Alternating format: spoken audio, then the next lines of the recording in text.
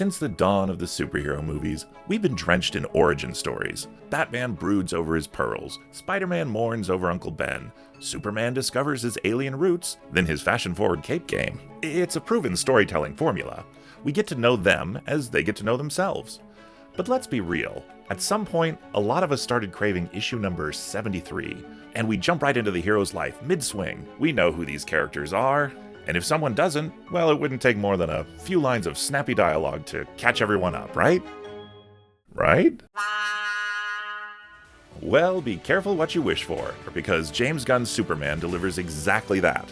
Issue number whatever it is down the line of Superman the Man of Steel. But now that we've finally gotten what we asked for, is it really what we wanted? Go!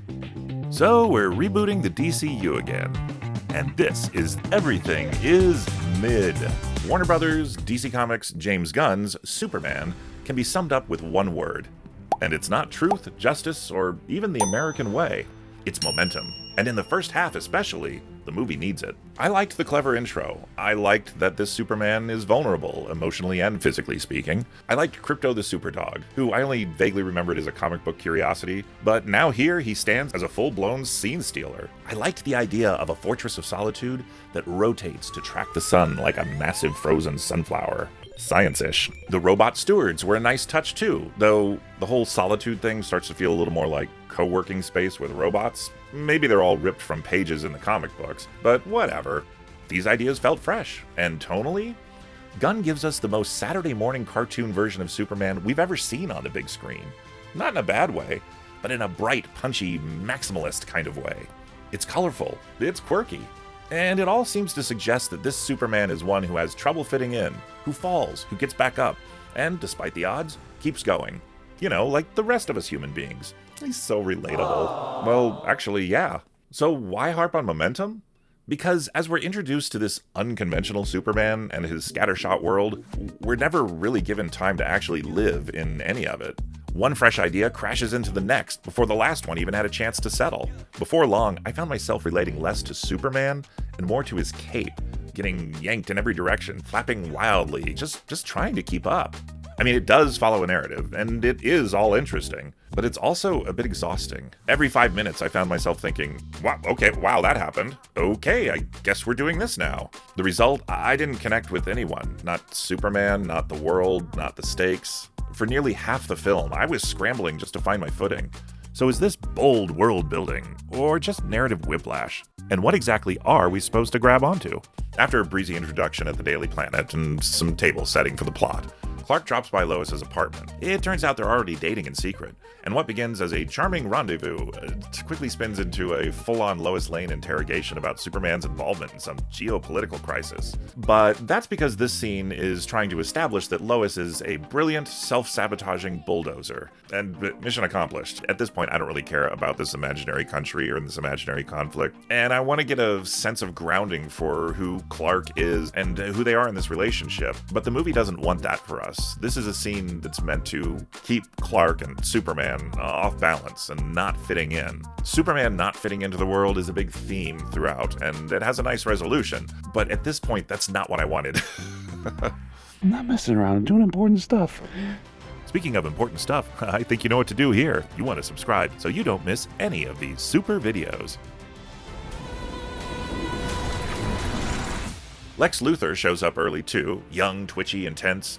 Think Tech Bro Mysterio, Quentin Beck from Spider-Man Far From Home, but with the body count turned up and the moral compass even more out of whack. He runs LexCorp like a think tank war room, barking out orders, improvising strategy, orchestrating chaos like he's directing the movie from inside the scene. It's kind of hard not to see him as a stand-in for James Gunn himself, staging proxy battles with Superman on the fly. And sure, he's clearly dangerous, but did we really need to see him straight up execute someone point blank to drive that home? The tonal gear shifts here sometimes border on cinematic whiplash. Then there's the Justice League, or rather the Justice Gang.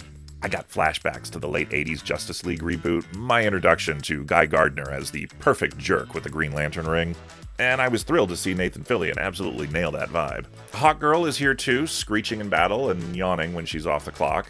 And Mr. Terrific? Easily the coolest character in the movie. I'd heard the name before, but this was my first real introduction to the character. He's a stalwart anchor in what often feels like a full-blown comic book fever dream. There's a lot going on here. It's not just villainy and flying fists. There are digs at rage farming, swipes at selfie culture, social media snark, and a heavy sprinkle of superhero absurdity. It's all delivered with a wink, and hurled at you like confetti from a speeding parade float. That's the momentum thing again. One idea barely lands before the next one's already smacking you in the face. It keeps things lively, sure, but it also makes it hard to grab onto anything long enough to actually care. Like there's a potential mystery Lois is trying to crack at the Daily Planet, but it gets instantly solved thanks to a Deus Text Machina from Jimmy's secret source. I like that. Once revealed, the source makes total sense, but really? We're not going to let this simmer for even one scene before Jimmy pulls a connection out of his back pocket, because of course he does? Bam, bam, bam, just one thing after the other. But the worst offender in this breakneck story relay is this twist involving Superman's birth parents. It's a massive, worldview-shattering revelation for both Superman and the audience. Okay, props for syncing our shock levels with our heroes, but the movie doesn't even give you time to question it. Nope. It confirms the whole thing, on screen, in the same scene. I'm sitting there thinking, shouldn't this happen later with different characters? Maybe someone verifying this bombshell with, I don't know, actual evidence? And in the very same moment, boom, the whole world turns on Superman like the angry mob of Springfield in The Simpsons. No time to question, no time to grieve, no time to feel anything. Just hold on tight and try not to get whipped off the ride. Good luck with that. But here's the thing. Once the movie finally barrels through its blur of setups, some necessary and some just noise, I found myself unexpectedly moved. Because beneath the bombast, the bullet points, and the blur, there's a beating heart in this story. One that's not about capes or powers or alien birthrights, but about connection. When it finally slows down enough to let us feel something, it shows us a Superman who draws his strength not just from the sun, but from the people who see him, believe in him, and stand beside him when the world turns cold. And in that, the film finds something true. Now, don't get me wrong, there's plenty of fun to be had, but this isn't a sleek precision roller coaster. It's a 4D box ride where confetti and chaos fly in equal measure.